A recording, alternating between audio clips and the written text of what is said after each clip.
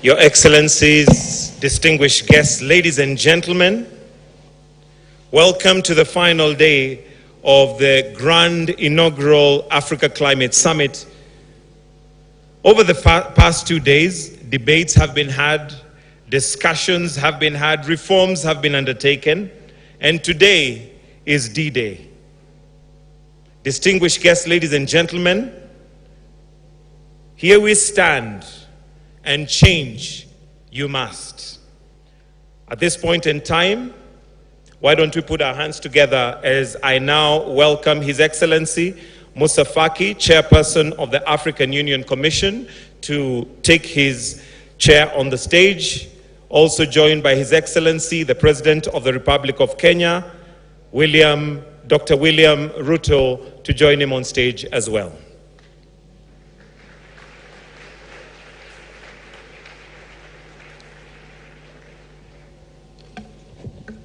Your Excellencies, at this point,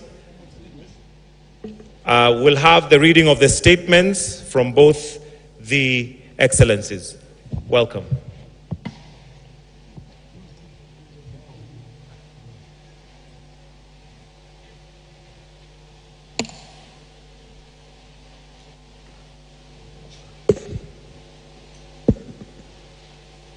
Excellences, Mesdames et Messieurs, je voudrais d'abord vous dire.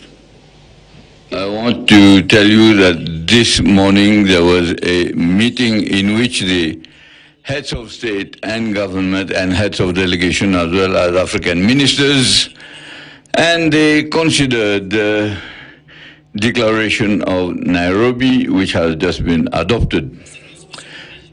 Excellency Mr. President William Ruto, President of the Republic of Kenya, Excellencies, heads of state and government and heads of delegation, honorable ministers, commissioners of the African Union, ladies and gentlemen, we have come to the end of 3 days of intense discussions and exchange of views on African priorities as regards climate change. Everything has been considered, the narrative, the context, the challenge that climate change has thrown to us and the strengthening of African leadership and also sustainable environmental development, international responsibility and their responsibility to Africa and others. The Nairobi Declaration has been adopted unanimously and by acclamation.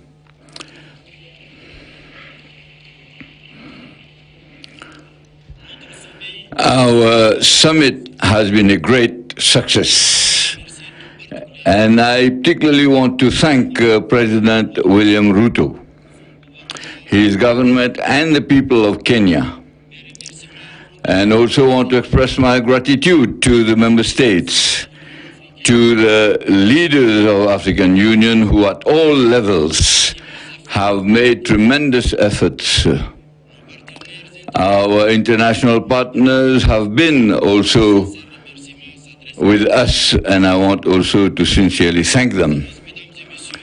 Excellencies, ladies and gentlemen, a central issue has to be underscored. The implementation of our decision to decide is good, but the implementation is better. The United Nations will soon convene an international conference on the same theme, and COP28 will be organized in the United Arab Emirates very soon.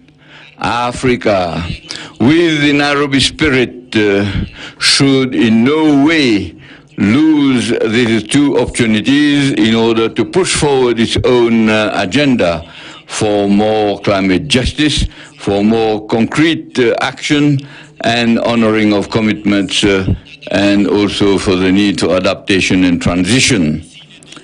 These two events that have been mentioned, but before that we need to galvanize and muster all our efforts and bring in these dynamics On my part, I want to urge that I will mobilize the potentials and resources of the African Union in order to be alert to the Nairobi spirit and to make the greatest contribution to the mobilization and the unification of African voice. As it has been requested in the declaration, the African Union will work out a roadmap for this declaration and will propose to the member states to make climate change the theme of 2025-2026.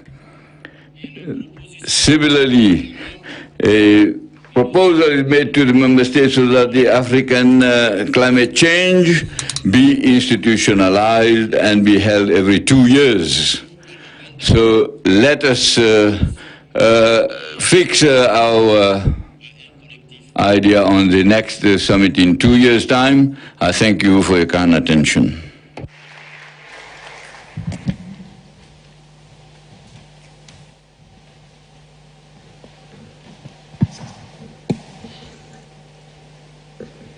Thank you very much, Musa Faki, Chair of the AUC, Your Excellencies, Heads of State and Government, Honorable Ministers, distinguished delegates.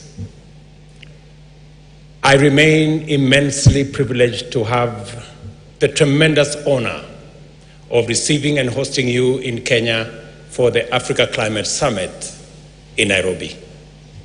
Your presence has sent an emphatic signal throughout the world that a new Africa is here and that it means business.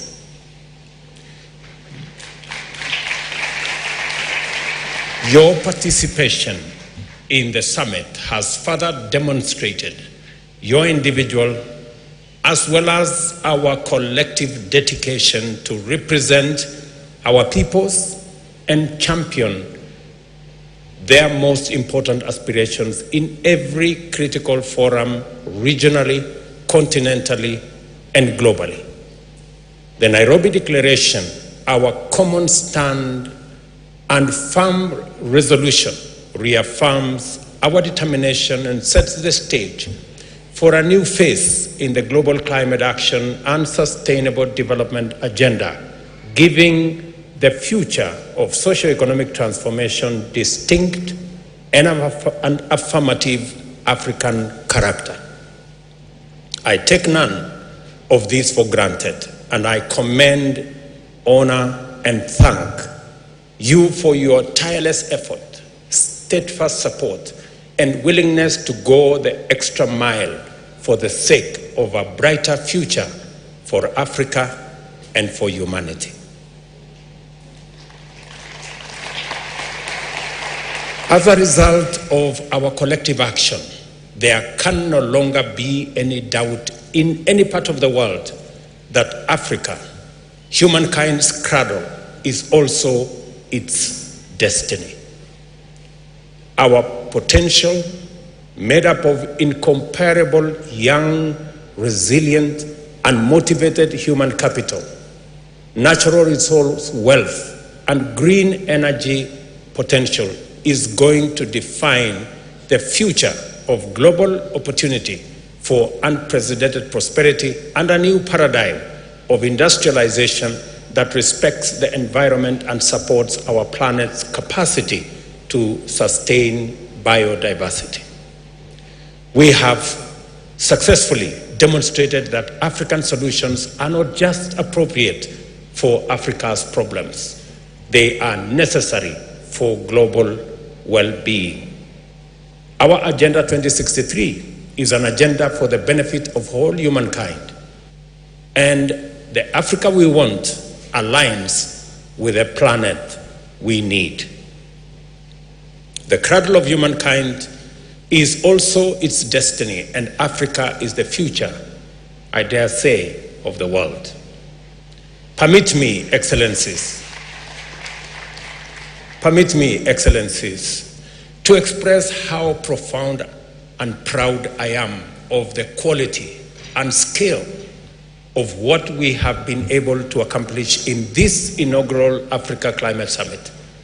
The boldness, vision, diversity, and thoroughness of the contributions made here in terms of debate, exhibitions, collaborations, and other activities have been deeply encouraging and also inspiring. During this action-focused summit, various stakeholders, including governments, the private sector, multilateral banks, and philanthropists, have made substantial commitments totaling a remarkable US $23 billion for green growth, mitigation, and adaptation efforts across Africa. Let us give them a round of applause, ladies and gentlemen. Notable highlights include a transformative partnership investing US $60 million over 2 years in expanding grid access in rural Burundi. A US $4.5 billion commitment from the UAE, represented here by my brother, to boost renewable energy. Substantial contribution from the European nations and significant investments from the private sector, entities like Mazda, PowerGen, Leapfrog, Gross Boundary, and Husk Power, emphasizing renewable energy initiatives. The signing of Kenya's green hydrogen strategy with the European Union is expected to drive and accelerate green manufacturing and create thousands of new high-value jobs in addition to attracting large private sector investments. Additionally, there has been a notable increase in adaptation financing, reflecting a deep commitment to Africa's sustainable future and energy systems, aligning with the ambitious Nairobi Declaration. Our youth have not been left behind in the robust conversation that has taken place at this summit. They have provided us with excellent models on how we must approach our date with an African future, by being open to possibility, bold in imagination, and willing to embrace radical and radically transformative technologies, ready to question the things we take for granted and explore new alternatives, and most of all, always seeking opportunities to collaborate locally as well as globally to achieve positive change.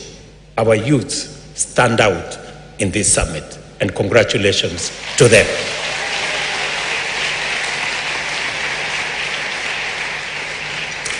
It is wonderfully appropriate that Africa is a young continent. The future does not merely belong to us. Our youth make us the future. Proceeding on the recognition that the reform of the multilateral financial architecture and the mobilization of adequate financial resources is necessary for progress in our journey into the future, we have challenged the international community to exercise a level of imagination in governance and climate action that is commensurate with the imperatives to overcome the immense existential challenges of our time.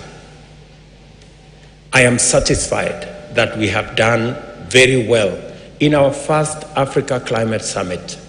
I'm delighted that much progress has taken place here, proud that we gave yours best, and grateful for your steadfast support and commitment to our collective aspirations and unity.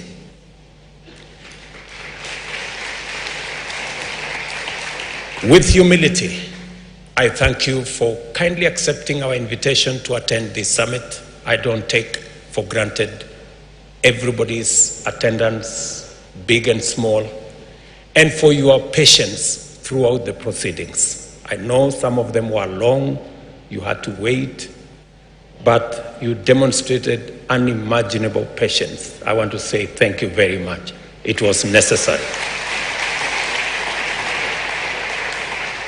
Your devotion to Africa's contribution to the transformation of global climate action is exemplary and admirable.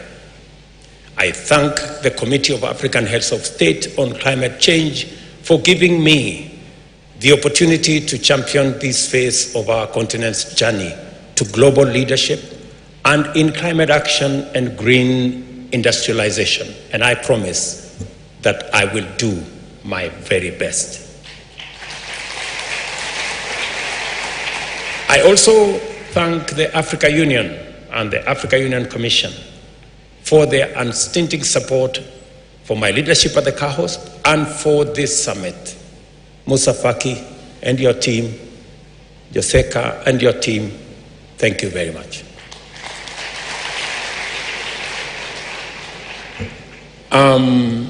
Much has gone into the preparation as well as the conduct of the actual summit. The political and technical support has been equally vital for our successful management of logistical, technical, diplomatic, financial, and other requirements. The declaration we make to the world today defines and amplifies the African position on the way forward in climate action and the fundamentals that the international community must attend to in order to ensure that humanity's economic and ecological imperatives are effectively, coherently, and sustainably achieved. Going forward, we shall use every available opportunity in the busy multilateral calendar, from the G20 meeting, the United Nations General Assembly in a fortnight, the annual meetings of the World Bank Group and the International Monetary Fund soon thereafter, as well as the COP28 to further prosecute our agenda. After our declaration, let us go home satisfied with a job very well done, proud of our progress we have made, and eager to embark on the next phase of our transformation everywhere on our continent. I know we've come from different corners of this continent. Please go home with your head very high. You have done very well. Congratulations. May God bless you. May God bless our great continent. And may God bless humanity. Asante sana. Thank you very much. Maybe by conclusion, I gave you some lessons. Mambo? Okay, let's start. Jambo? Okay, let me do it again. When I say jambo, you say jambo. Hello, hello. Jambo? Good. When I say mambo, how are things? You say poa. You say things are cool. In fact, poa means cool. Okay, mambo? Mambo? One final lesson. How to say thank you. You say asante. You can add asante sana. Means thank you very much. Can we go? Asante? Very good. So at least you have some lessons from home. I told you this is home, right? So thank you very much. My very best wishes, and God bless you.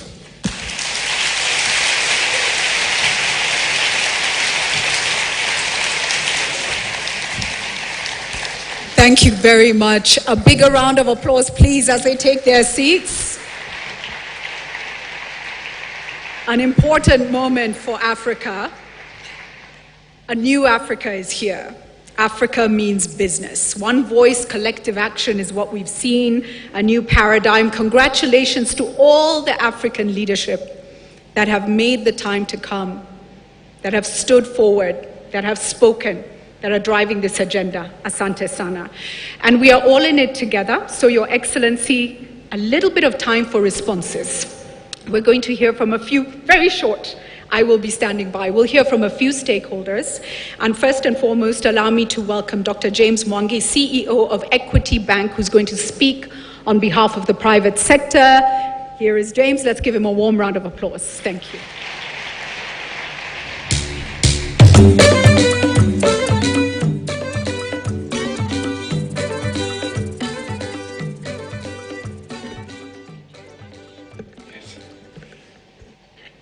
Your Excellencies, we, the private sector of Africa, take this opportunity offered by the African Climate Summit 2023 to affirm our commitment and support in recognition of what our governments have been able to achieve. We feel, as the private sector, we have a role and a responsibility to work together with our governments to deliver on the commitments that the governments have made to the African people. The effort to address climate issues, we will start as a partner and deeply applaud the commitment of the African states to address climate action and to drive green growth and climate finance. We declare our support to the African Declaration and pledge our commitment in very specific areas, namely on climate finance. We commit to establish mechanisms that scale up green investments from the private sector. On green investment, we commit to adopt green and circular business models, designing products that are environmentally friendly and ensure integration of sustainability throughout the value chains. On decarbonization, we commit to actively seek opportunities for nature-based solutions in decarbonization plans and our commitment to net zero, carbon markets, and just transition. On green transition minerals, we commit to invest in green mineral projects and their value chains to provide fair working conditions, ensure equitable wages, and safeguard the health and safety of employees and any informal sector participants. On food and agriculture, we commit to create critical infrastructure such as refrigeration facilities, warehouses to reduce post-production waste and support market and trade opportunities. Your Excellencies, we pledge our commitment to work together with our governments as the private sector. Thank you. Thank you very much for that, Dr. James Mwangi. Next, we're going to hear from a young lady from Sierra Leone. Her name is Philippa Cried Dole, and she speaks on behalf of the children of Africa. Let's give her a warm round of applause, please, as she comes up.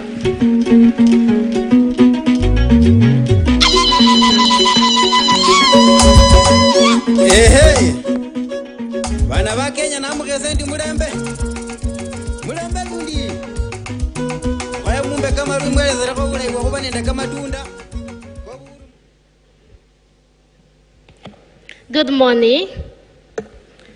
I am Philippa Cridle from Sierra Leone, and I'm standing in front of you on behalf of all African children. I'm so happy to stand in front of African leaders. For the past 2 days, His Excellencies, we have had deep discussions, and we all agree that climate change is a child rights crisis, even though we, the children, contribute the least. In Malawi and Mozambique, cyclones have damaged schools and hospitals. In Kenya, Somalia, and South Sudan, drought has caused girls to be sold into early marriage. In Nigeria and Sierra Leone, my country, loss of nature has caused our parents to lose their jobs. Across Africa, people fight for water and land, making families move, forcing children into child labor. We as children don't want adults to feel for us.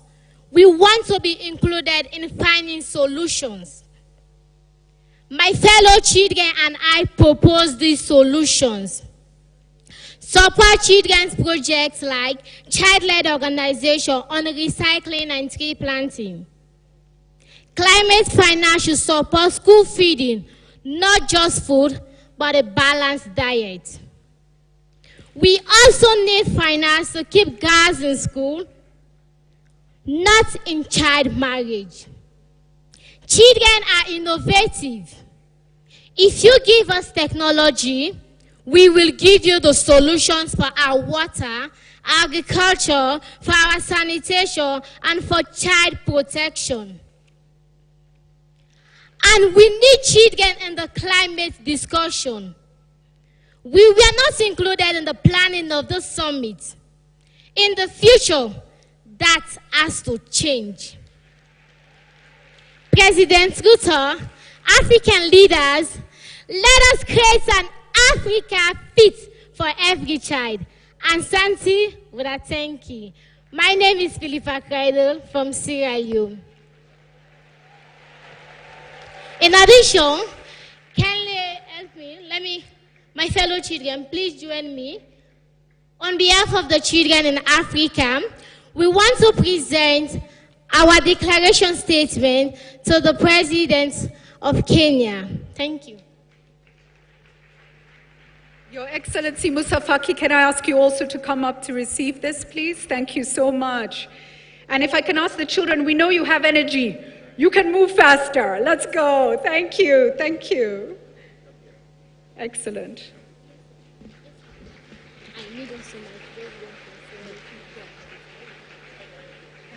Can I ask the President of Sierra Leone, please? Sir? Please, sir.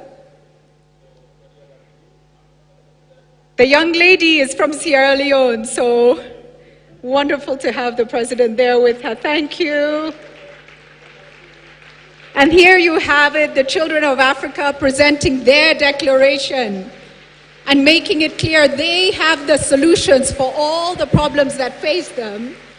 They are innovative, they're faster than us, and we need to give them that space. Thank you so much.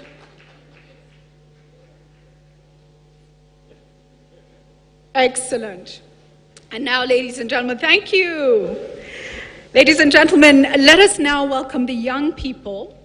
And I want to ask Fatou Jeng from Gambia and Yared Abera from Ethiopia to come and speak on behalf of the youth of Africa. Let's give them a round of applause, please.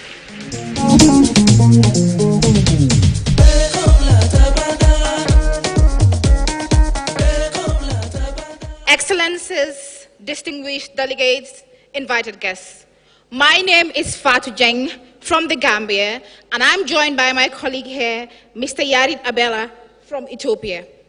We are here speaking on behalf of African youth to not only share the urgency for climate action, but to share some of our key demands embedded in our declaration, which reflects our commitment as youth to be a part of the solution in shaping Africa's green growth agenda. Thank you so much, Mr. President, for recognizing the crucial role young people play in climate action. I think this is what we need from our leadership.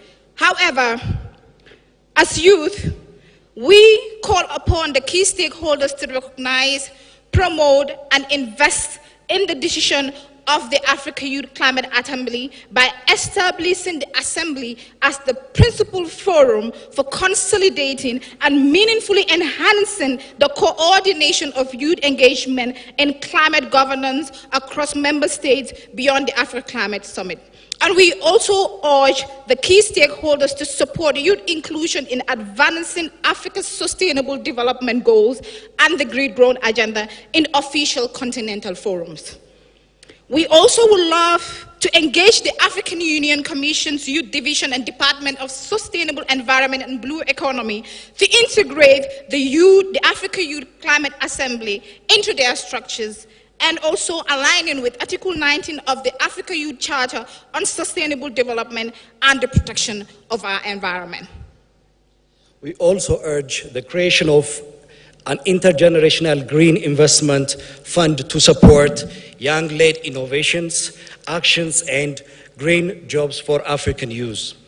We also request for the lobby of the established United Nations Youth Office to domicile in Africa in line with the structure of global climate institutions. We call for engagement and investment in young people in exploring agricultural potential of Africa. In conclusion, we would like to also seek from key stakeholders to invest in youth-led research, innovations for identifying local climate solutions. In conclusion, we believe that African youth have showcased their African-led solutions to the global challenge. Invest on us. Thank you so much.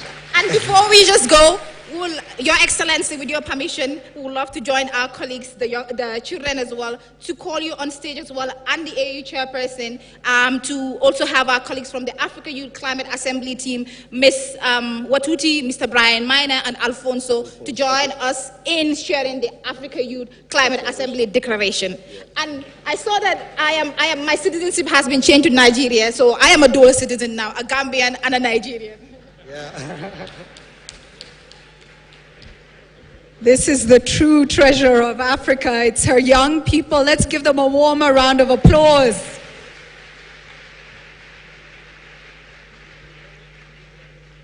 They are the bright light. And here we have them handing over the Youth Declaration to His Excellency Musa Faki and His Excellency President William Ruto. Thank you so much. Thank you. Next, ladies and gentlemen, allow me to call on the voices of the indigenous peoples. The Ogiek community live in Kenya's Mau and Mount Elgon forests, and some of you will know that these are critical water catchment areas. They are protectors of our forests. They are our forest keepers. A warm welcome to Judy Kipkenda from the Ogiek community. Thank you. Your Excellency, President of Kenya, Dr. William Samoei Ruto, distinguished excellencies from different countries, our governors, and all other guests. Good morning. My name is Judy Kipkenda from the Ogiek people of Kenya. We, the African indigenous peoples, gathered for the African Climate Summit, Pre-Summit Forum, from the 1st to 3rd of September 2023, here in Nairobi, Kenya. Hereby, we call on African states, governments, bilateral institutions, and other actors to create a focal point and liaison offices at the African Union headquarters of Africa for indigenous peoples. We call on them to ensure effective and meaningful participation of African indigenous peoples in all development agendas and high-level decision-making processes such as the African Climate Summit. We call for stop to further displacement or forceful evictions of indigenous peoples from their territories. We call on you to affirm effective safeguards and security of land tenure and natural resources to guarantee bare minimum application of free prior informed consent principles on any investments or projects on indigenous people's lands and territories as enshrined in the United Declaration of Indigenous Peoples' Rights. We call for the recognition and strengthening of traditional knowledge systems that promote adaptation and resilience through policy frameworks and programs. We call for partnerships that integrate traditional knowledge with conventional scientific knowledge systems and practices. We call that you ensure ease of mobility of Africa indigenous peoples scattered across nation states through policy interventions and mutually negotiated transhumance protocols to help promote climate resilience. We also call that you develop clear guidelines and policy frameworks to cushion indigenous peoples from potential exploitation of dishonest investors, especially on carbon trading. We call that you accelerate meaningful and impactful sustainable development projects and benefit sharing. establish Indigenous Peoples Climate Resilience Fund to accelerate the realization of sustainable development goals and to mitigate against the impact of climate change on Indigenous peoples, in particularly women, children, youths, and persons with disability.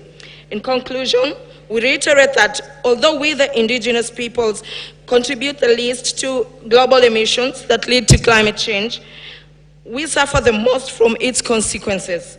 We are here with a solution and experiential lessons from Mama Africa. There can be nothing for us without us. Thank you so much. Mr. President, if you would like, I would like to present this to you.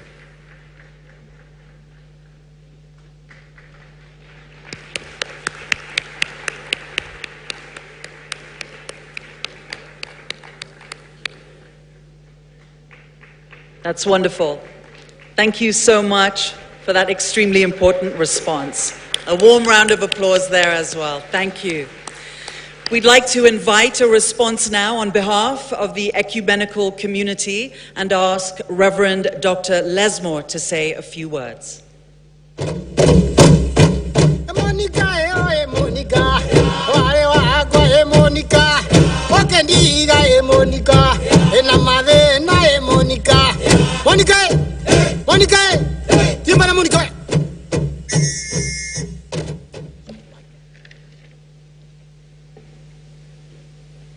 Your Excellencies, ladies and gentlemen, Africa indeed is a religious continent, and therefore nothing can be done without recognizing the influence of religion in whatever that we do as a people and as a continent. Incidentally, the Africa Climate Summit is taking place within the season of creation, where people of faith and good intentions are invited to pray and take action for our common home that is bleeding and groaning because of human actions driven by greed. We as a people of faith, we recognize that matters of climate change are matters of life and death and cannot be commodified, cannot be objectified, and cannot be politicized. And we are driven by that. And that is how, as people of faith, we gather during this summit, reminding ourselves that the welfare of the earth is our welfare. Your Excellencies, ladies and gentlemen, the Nairobi Declaration for us, having reviewed it, is both bitter and sweet aspects, which presents fears and hopes of the future. We as people of faith that are often the first respondents in crisis situations, including the ones that are caused by climate change, are wrestling with the question whether there is honesty and truthfulness in the entire process of negotiation. We are worried that the sweet part of the declaration, which is the call to action, will be subsumed by exigencies of time and many other aspects. Your Excellencies, as people of faith, we continue to pray and act rightly for the common good of all, while calling for greater transparency in climate finance management. It is greatly going to be beneficial if a mechanism like what was used during the Global Fund to combat HIV, malaria, and TB, the country coordinating mechanism, is very important, and if we can institute that, all the stakeholders within a country will find space in climate financing that will lead to greater adaptation and resilience for our people. May God bless Africa, our home, and our future. I thank you. Mr. President, I also have a text of sermon for you.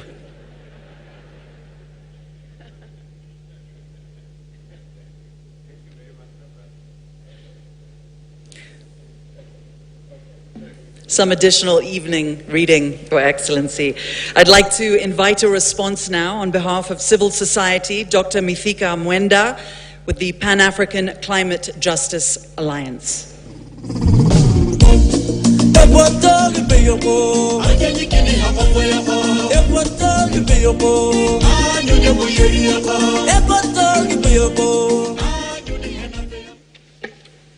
Dear Excellencies, distinguished delegates, ladies and gentlemen, all protocols observed.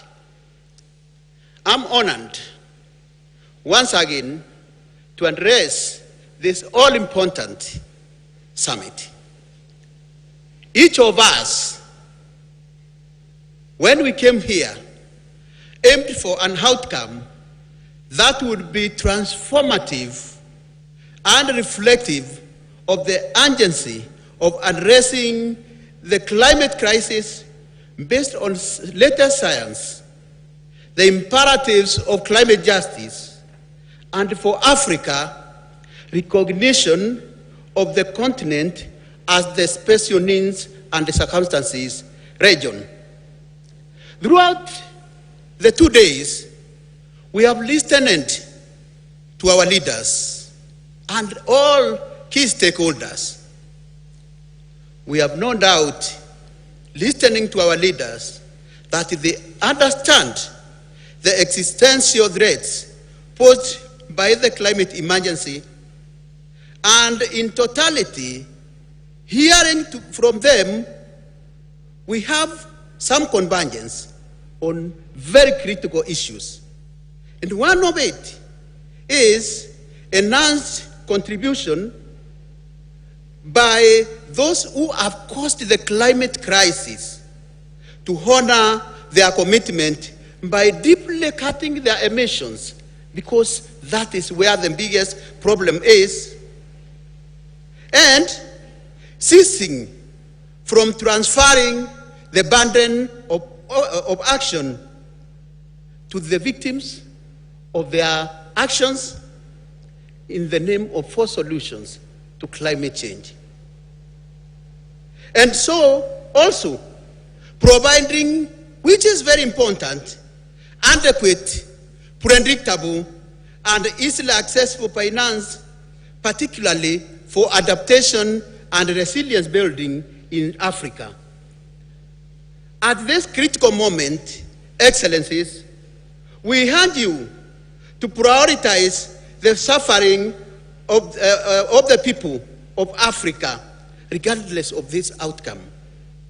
We implore to act with one vision and speak one voice at the upcoming COP28 in UAE, and really urge you to really reflect on what is happening to our people.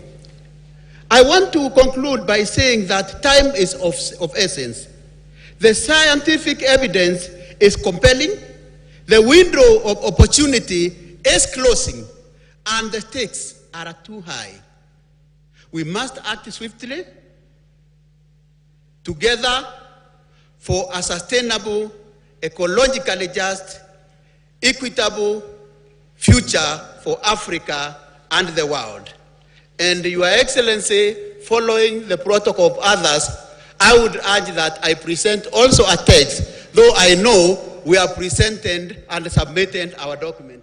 Thank you, Your Excellency, for accepting to receive me.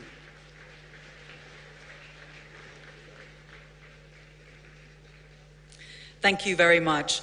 I'd like to invite a response now on behalf of parliamentarians, the Honourable Charity Kathambi Chepkwony, Chair of the Parliamentary Caucus on Climate Change.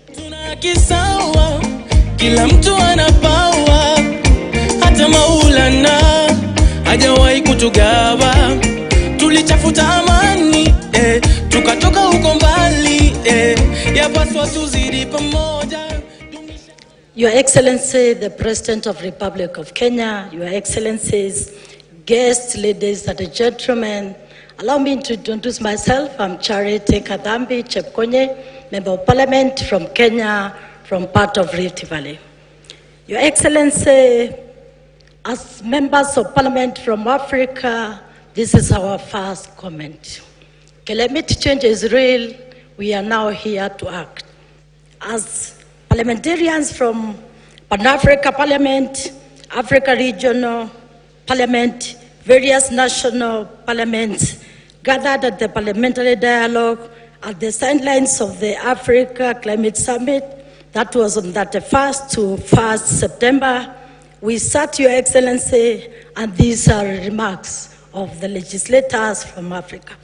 Number one, we urge the Africa leaders to prioritize climate change adaptation in their engagement in the global and regional processes and dialogue to address the climate crisis, particularly during the COP28. Number two, we call for increased support and solidarity from international community, especially the developed countries, to provide adequate, predictable and accessible financing, technology transfer, and the capacity building for Africa adaptation effort in line with the Paris Agreement goal of mobilizing US dollars 100 billion annually by 2020. Our number three call, Your Excellencies, is prioritizing the rapid operationalization of the Santiago Network on loss and damage as means to catalyze technical assistance to developing countries that are vulnerable. And Your Excellency, our number four, we stress the need to more than triple adaptation finance for Africa, largely in form of grants, as current levels are insufficient to meet the estimated adaptation costs in developing countries in Africa. Number five, Your Excellency, we request for support to finalize the implementation of the global goal of adaptation under the Paris Agreement, which aims to enhance adaptive capacity, strengthen resilience, and reduce vulnerability to climate change in a measurable, reportable, and viable manner. And our number six, Your Excellency, as legislators from Africa, we appeal for enhanced cooperation and coordination among Africa countries and the region to share best practices, mobilizing climate funds to scale advance across border programs. And our number seven, as legislators from Africa, Your Excellency, we are committed as legislators to effectively execute our legislative roles, oversight, and the budgetary mandate to ensure that Africa has the right legal and the policy frameworks and the needed resources to aid climate change in response interventions in Africa. And our number 10, as legislators, Your Excellency, we are calling upon Africa Union member states to ensure that members of parliament are part of the national delegation in various national areas. And lastly, Your Excellency, we applaud you as the President of Kenya for having this Africa's Climate Summit, for also having time and coming to launch our Africa meeting, which we had with the legislators in South Africa. And Your Excellency, thank you so much as legislators. We appreciate for getting this platform where we get position to share our ideas, our challenges, and the best practices. And lastly, Your Excellency, it is also good in this forum I say that Kenya is the first country in Africa continent to have a Climate Change Act 2016. And lastly, Your Excellency, we have also managed to do the new Amendment Bill 2023 in inclusion of the carbon credit and the trading. Thank you, Your Excellency. Sir, allow me to submit what members of parliament have told me to submit to you. Thank you very much. Your Excellency, you're getting your steps in. But Musa Faki's getting away lightly with no extra homework. So it's been noted, Excellency. Now I'd like to invite a response from the World Meteorological Organization and ask Piteri Talas, the Secretary General of WMO, to make a few remarks.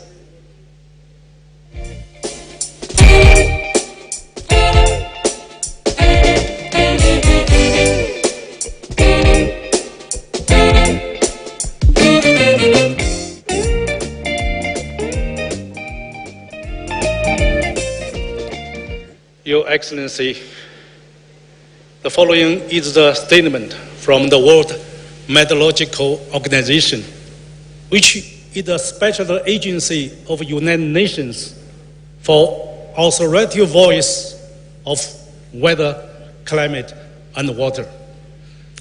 In light of the increasing impact of weather, climate, and water extremes over the African continent due to climate change, the most vulnerability of the continent and the need for the whole Africa to urgently adapt to the impacts of climate change. The World Meteorological Organization supports strongly the development of the Nairobi Declaration, and also strongly committed to supporting the development of capacities for the generation of sound and impact-based information services for climate change adaptation and mitigation. In particular, WMO, together with the relevant UN agencies through the UN Early Warning for All, which is commissioned by the UN Secretary-General Mr. Guterres to cover all the nations with early warning services by 2027, in the next 5 years. Is supporting the strengthening of capacities of all the nations to generate and utilize the early warning services. In response, WMO with the African Union Commission and other UN agencies have just launched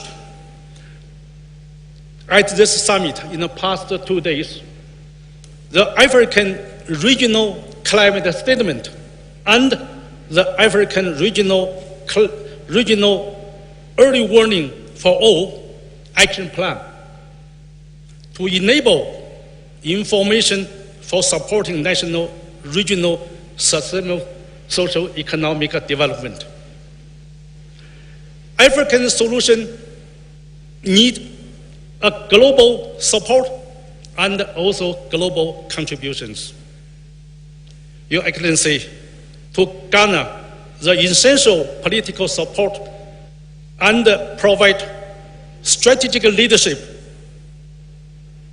for the early warning for all, WMO would like to confer the WMO continental champion role to His Excellency, the President William Ruto. And this is a great opportunity and also great honor. And I do believe this will provide the great support for the African climate solution. Thank you very much, Mr. President.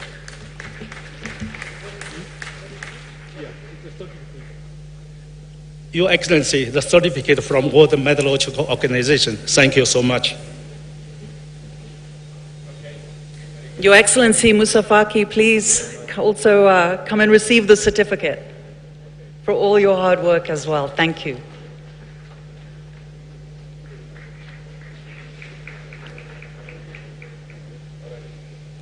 Thank you so much. I'd like to now invite a ministerial response and ask the head of the delegation, His Excellency Mr. Kumaran Periasamy, the Additional Secretary of Economic Relations and Development Partnership, Ministry of External Affairs of the Government of India, to say a few words.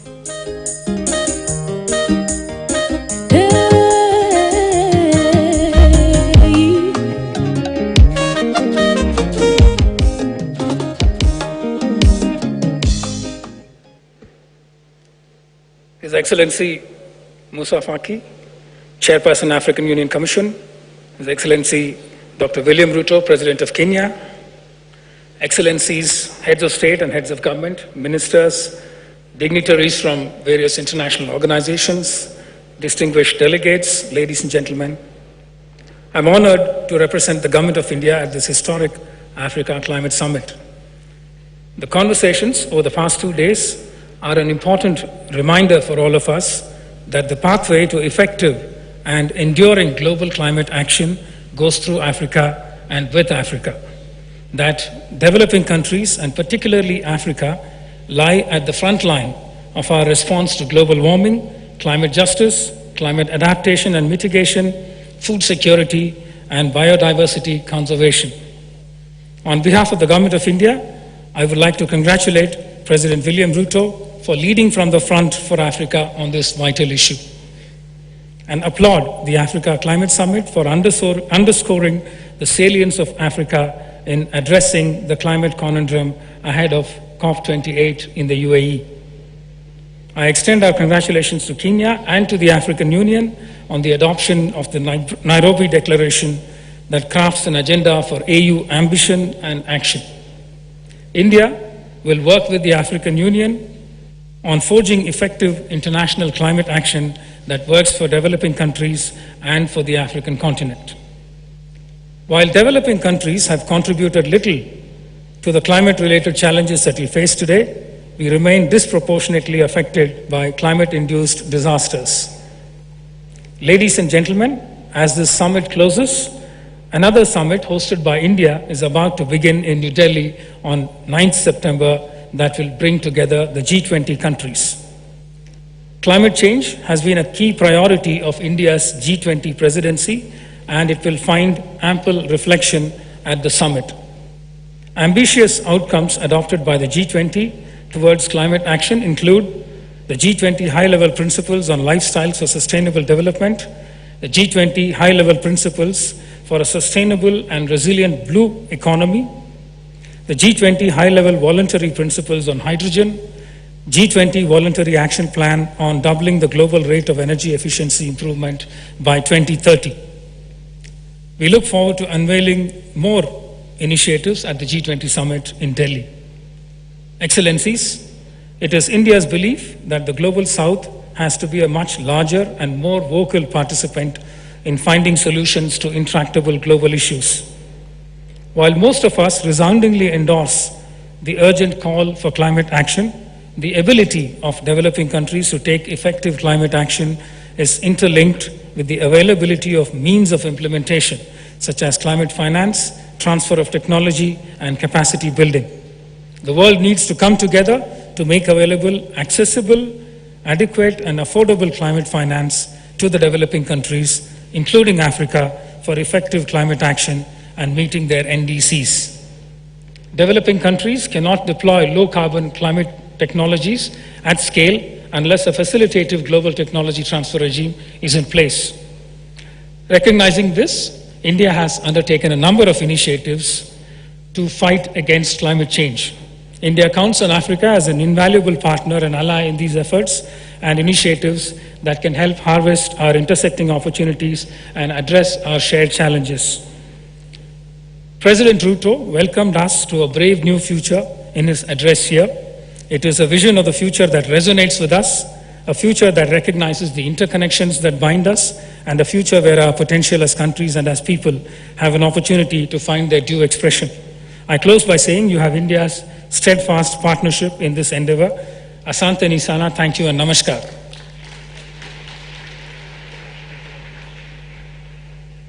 Thank you. Excellencies, distinguished guests, ladies and gentlemen, today, Africa speaks with one voice in telling the world, here we stand and change you must. Africa is the future of the world, and we are all so proud of the promises made and the progress in the Nairobi Declaration and the $23 billion in commitments. Congratulations once again to all our leaders, especially to our President, Mheshimiwa Rais, for your leadership and your commitment. We now formally close the Africa Climate Summit, and we will, as you leave the room, play the especially commissioned summit song.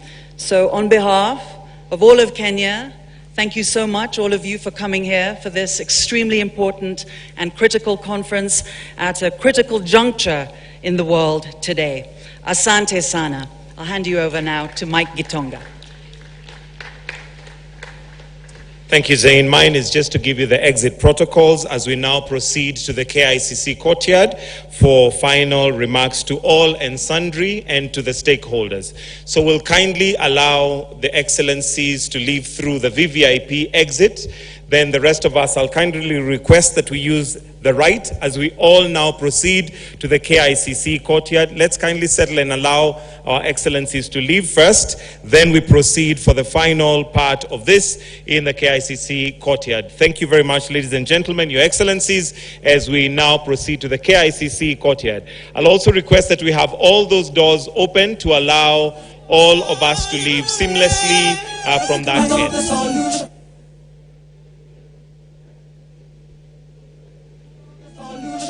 We are part of the solution. I am part of the solution. You are part of the solution. Africa, rise, And it is official. The Nairobi Declaration is already launched, and Africa is ready to speak in one voice. The Nairobi Declaration has already been termed and billed as one that is going to propel Africa's agenda in the next series of forums, including the UNGA Forum, putting across their agenda that is Africa in as far as the transformation and the new architecture when it comes to climate financing, as well as inclusion of women, youth and indigenous communities when it comes to matters of climate, especially when it comes to issues of the benefits, as well as a push by the United Nations there to have the operationalization of the loss and damage agreement of COP27, and looking forward to COP28 there, that is to be held towards the end of this year in December in Dubai, UAE. Just to give you a recap of what the 3-day inaugural Africa Climate Summit has been all about. Kenya has played host to that in that particular summit, and just now it is concluded, and some of the take homes are in regard to how Africa will continue to harness its full potential when it comes to its mineral resources, as well as better transformation of the climate architecture when it comes to tapping into available international available funds there towards climate adaptation and mitigation. The president, who is President William Ruto there, as well as the AU chairperson Musa Faki, have received quite a number of declarations there. One of them is to thank the AU, saying that this would not have been possible if the AU had not fully supported Africa's take and direction towards inclusion and renegotiation of terms where Africa is concerned when it comes to matters of climate change. President William Ruto has also gone further to thank all the heads of state, 15 of them in number, who have graced this particular occasion yesterday there, reiterating their commitment towards the transformation of Africa when it comes to matters of climate adaptation and mitigation.